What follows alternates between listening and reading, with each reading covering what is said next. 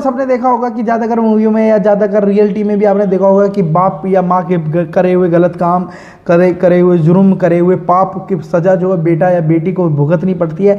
एक ऐसी ही मूवी आपके लिए लाया हूँ जिसमें दिखाया गया कि एक बाप के करे हुए जो गलत काम होते हैं उनका बेटा किस तरीके से भुगतता है और किस तरीके से वो उसको उसके ऊपर भारी पड़ता है। उसी तरीके से मेरा मूवी रिव्यू शो में आज आप सबके लिए एक मूवी लेके आया हूँ जो कि साउथ इंडियन मूवी है, एक तमिल मूवी है, गुड बैड उगली।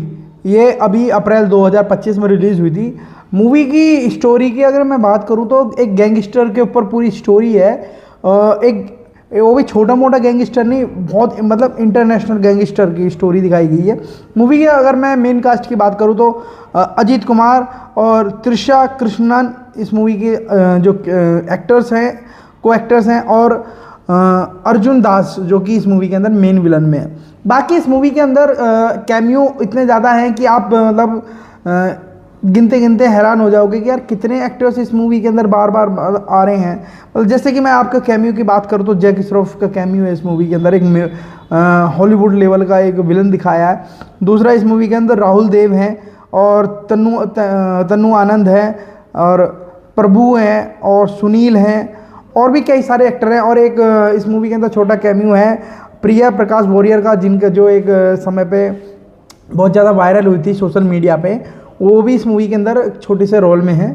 और जैकी श्रॉफ का भी मतलब आप कैमियो भी और ना होना भी एक बराबर है, मतलब कि इतना इंपॉर्टेंस रोल दिया नहीं गया, एक उनको बस इंटरनेशनल डॉन बना दिया गया। उसके अलावा इतना ज़्यादा कोई ऐसा इंपॉर्टेंट किरदार मुझे नहीं लगा कि इस मूवी के अंदर है। सिर्फ और सिर्फ इस मूवी के अंदर जो दिखाया गया है वो अजीत कुमार के एक्शन और अजीत कुमार का जो स्वैग है वो दिखाने की, वो दर्शाने की कोशिश करी गई है। अगर मैं इस मूवी के डायरेक्शन की बात करूँ तो इस मूवी का डायरेक्शन जो किया है वो किया है अधिक रविचंद्रन ने, एक साउथ इंडियन तमिल डायरेक्टर हैं, उन्होंने इस मूवी का डायरेक्शन किया है। मूवी के डायरेक्शन के अंदर अगर मैं बात करूँ तो सबसे बढ़िया मुझे जो लगा इस मूवी का, थोड़ा सा VFX बहुत अच्छा लगा, साउंड अच्छा लगा। मगर एक्टिंग की बात करूँ तो भाई साहब एक्टिंग में कोई खास दम नहीं लगा। सबसे गंदी एक्टिंग मुझे अगर इस मूवी की लगी वो लगी त्रिशा कृष्णन ने की, जो कि इस मूवी के अंदर हीरोइन का किरदार कर रही है, जो अजीत कुमार की वाइफ का किरदार कर रही है।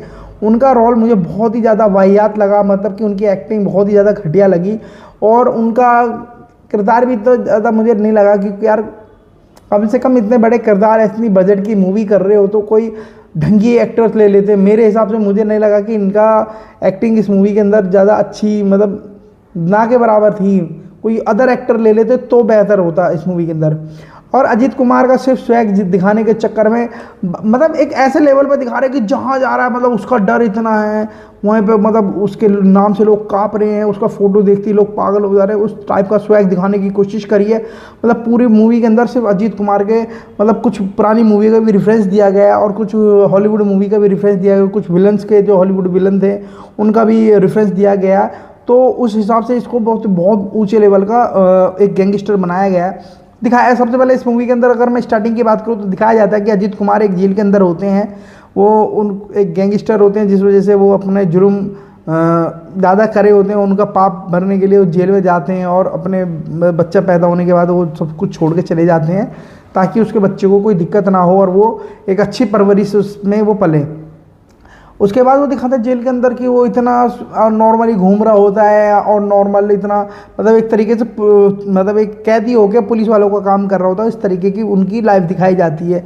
फिर उसके दिखाया जाता है कि उसके एक बेटा जो किडनैप हो गया है, उसकी कहानी दिखाई जाती है कि कैसे कैसे किडनैप हुआ, क्यों किडनैप हुआ, वो सब आपको मूवी देख के पता चलेगा। मूवी देख के ज़रूर बताइएगा आपको कैसी लगी, वो भी बताइएगा। मैं अपनी रिव्यू की बात करूँ तो मुझे इस मूवी की कहानी बिल्कुल पसंद नहीं आई। सिर्फ अजीत के स्वैग और साउंड मतलब उसके ऊपर ही खर्चा करा है, VFX के ऊपर करा है, बट कहानी के ऊपर बिल्कुल कहानी में दम नहीं है।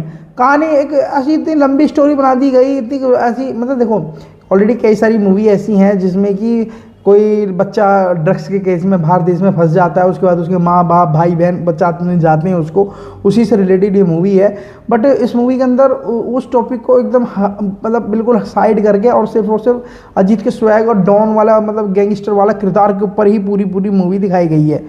मुझे मैं अपने रिव्यू की बात करूँ, मुझे बहुत घटिया मूवी लगी और मैं इसको 10 में से सिर्फ 3 ही इसको स्टार दूंगा। और मैं पब्लिक रिव्यू की बात करूँ, IMD रेटिंग्स की बात करूँ तो 5.6 आउट ऑफ 10 इस मूवी की IMD रेटिंग्स है और लगभग 2 घंटा 30 मिनट के आसपास की इसकी रनिंग टाइमिंग है।